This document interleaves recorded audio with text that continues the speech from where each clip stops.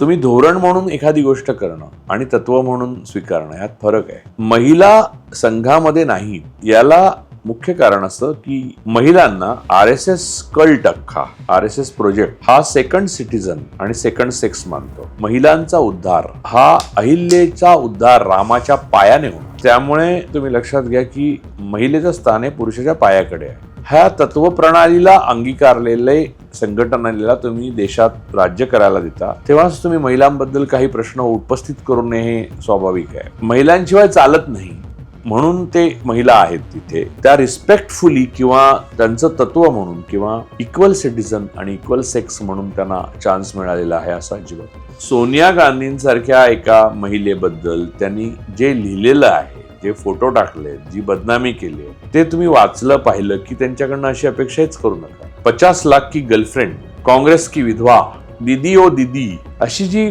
भाषणं आहेत गाजलेली, ती भारतीय पंतप्रधानाने म्हटली होती असं पुढे लोक विश्वास नाही ठेवणार. हा भारतीय इतिहासातला एक काळा कालखंड म्हणून ओळखला.